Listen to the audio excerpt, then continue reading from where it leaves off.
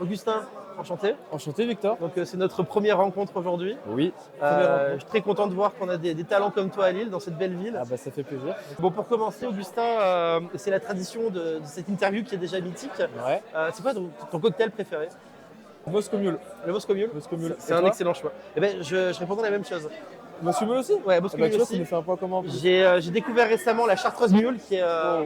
tu remplaces la vodka par de la Chartreuse. Ouais. C'est génial parce que c'est beaucoup plus puissant et c'est délicieux. Peut-être un mec qui aime bien savater la gueule un peu. Exactement. Et c'est dommage parce qu'ils sont censés avoir des Chartreuses Mules ici, mais aujourd'hui ils sont en rupture, ça arrive demain. Ok, bon bah on pourra pas en prendre. Augustin, ton parcours il est assez impressionnant, honnêtement. Merci.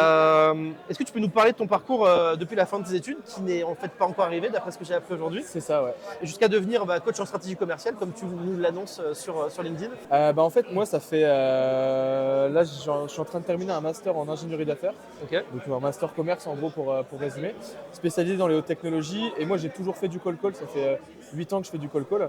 Et du coup bah, j'ai fait plein de boîtes, j'ai fait des startups, j'ai fait des ONG, j'ai fait livraison à domicile, c'est génial. Bah du coup je te dis santé. Désolé, je t'ai coupé. Pas de souci, aucun problème. Et du coup, ça fait 8 ans que je fais du call-call, que ce Ok. soit pour des missions d'intérim, pour des missions, pour des stages, pour de l'alternance un peu partout, même pour des contrats de freelance. Et j'ai rejoint il y a 1 an et demi une agence de prospection à Paris qui s'appelle Thinker. Ok. Et en fait, c'est une agence de prospection qui est spécialisée dans l'IT et dans la génération de leads. Et à ce moment-là, peut-être 5-6 mois après, je me suis lancé sur LinkedIn. Donc moi, ça fait pas longtemps que je suis sur LinkedIn, ça fait 1 an.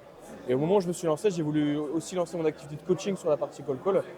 Et je pensais pas que ça prendrait autant. Du coup, là, ça a bien pris. Il y a eu plein de trucs à suivre derrière, une création de podcasts, des podcasts un peu partout. Et franchement, génial. Aujourd'hui, on voit que la création de contenu, c'est quelque chose qui est vachement important. C'est pour ça que je m'y suis mis d'ailleurs. Ouais. Quel rapport qu'est-ce que ça te rapporte aujourd'hui en termes de business? Tu saurais l'estimer? Ce que ça me rapporte financièrement, tu peux pas forcément l'estimer parce qu'en fait, c'est pas quelque chose que tu peux forcément maîtriser. Contrairement au call où si tu as plein de rendez-vous, tu vas t'arrêter et comme ça tu pourras mieux le maîtriser. Moi je me suis lancé il y a 1 an, les 2 premiers mois j'ai rien eu, clairement Ok. j'ai eu aucun lead parce que je suis parti dans une optique de vraiment donner, de give Bien first sûr. clairement. Je voulais donner le plus de valeur possible, c'est ce que je continue à faire. Parfois ça prend pas, parfois ça prend, mais la genèse du truc c'est vraiment de donner le plus de valeur possible. Et je pense qu'à partir du moment où tu pars de ça, automatiquement il y a des résultats qui vont tomber derrière. Mais tu as quand même vu un avant et un après Bien sûr, la ah ouais, création de contenu? totalement. En fait, l'avant-après, c'est plus sur le positionnement que tu vas avoir, plus sur la crédibilité que tu vas avoir. Étant donné qu'on est très peu à publier aujourd'hui sur LinkedIn, à partir du moment où tu prends la parole, automatiquement, tu viens asseoir ta crédibilité et les gens ils vont se dire, ok, bon si le gars il publie, c'est que le gars il a quelque chose à dire et donc c'est que le gars il est pas con en fait. Je suis raccord, hein. Moi personnellement, j'ai décidé de faire de la création de contenu sur TikTok il y a à peine 2 mois. Ouais. Quelques publications après, j'avais déjà un type qui venait me voir en mode j'ai vu tes TikTok, je vois que tu es un expert J'aime dans la bien ce que vente tu fais, voilà, tu vois. et j'aimerais qu'on bosse ensemble. En fait, c'est ça. Et je suis sûr et certain qu'il a jamais regardé mes TikTok. Il a juste vu que j'en faisais.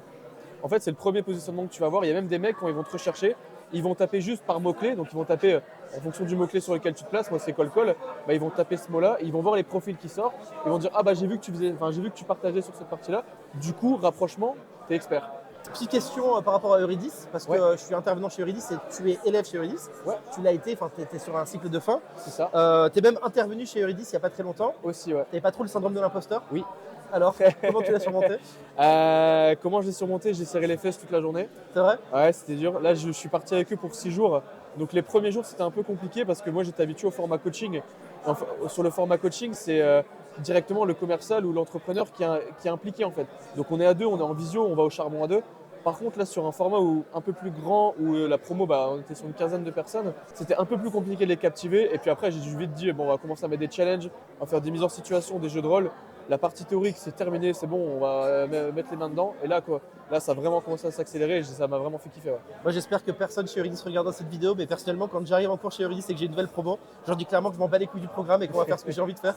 En réalité, je coche quand même des cases, mais l'idée, c'est Ouais. un peu de capter leur attention dès le début et de leur montrer que je suis pas un prof, mais que je suis vraiment C'est ça. un expert du milieu qui veut leur apporter du positif, tu vois. En fait, c'est ça, à partir du moment où tu te places plus en tant que partage d'expérience plutôt qu'en tant que théorie pure, automatiquement, tu arriveras à captiver les Ok. gens avec des histoires, avec des use cases, avec Ouais, avec des histoires tout simplement. Les anecdotes, ça marche beaucoup. Le Les storytelling, anecdotes, voilà, le storytelling. on le voit aujourd'hui sur LinkedIn. C'est exactement ça. À partir du moment où tu racontes une histoire, bah ouais, moi j'ai commencé là. Effectivement, j'ai commencé en tant qu'étudiant et aujourd'hui je vous donne des cours.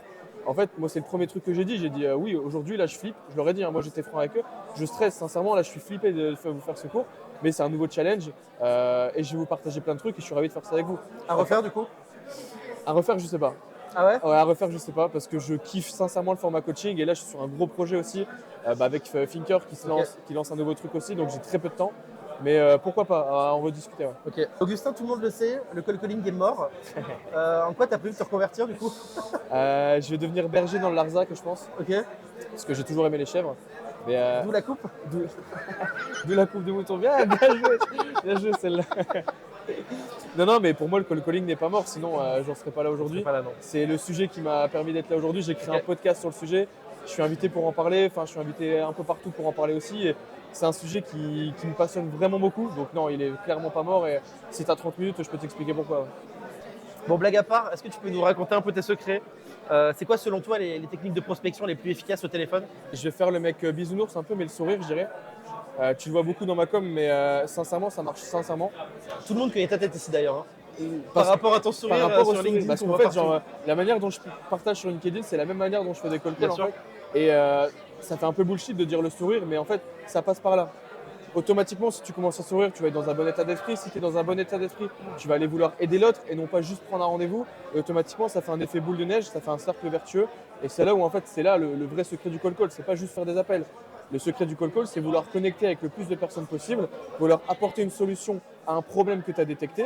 Et à partir du moment où tu fais le bon fit, automatiquement, tu as des rendez-vous qui tombent. Tu prêches un convaincu à ce niveau-là. Bah. Je le dis également tout le temps quand je forme des personnes sur le sourire. Ouais. Mais c'est vrai que c'est beaucoup plus dur. Enfin, c'est facile de le dire aux gens, mais l'appliquer, c'est pas facile pour tout le monde, j'ai l'impression. Parce que les gens mettent beaucoup de pression sur le cold calling, surtout les débutants, et c'est normal. Moi-même, la première fois que j'ai passé un appel, même pas du cold calling, hein, j'étais sur du warm calling, je me suis chié dessus, littéralement. En fait, c'est pour ça que sur cette partie-là, pour les débutants, c'est bien de commencer avec les appels. Tu l'as dit, avec du warm calling.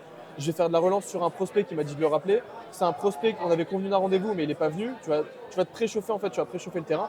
Et après, tu te mets sur une session de cold call vraiment pure, un truc bien à froid, où le gars, il connaît pas du tout. Et là, tu auras eu le temps de faire monter en pression, tu auras eu le temps de capter le mojo, en fait. Comment est-ce que tu vois l'évolution de la prospection téléphonique dans les prochaines années? Parce qu'il y a beaucoup de tendances émergentes. Est-ce que tu penses, on voit aujourd'hui des entrepreneurs qui créent des solutions de cold calling automatisées avec de l'IA. T'en penses quoi de ça? Moi, je T'as pense peur? du tout. Non, sincèrement, j'ai pas peur parce qu'on voudra toujours rester avec de l'humain, toujours se connecter, tu vois.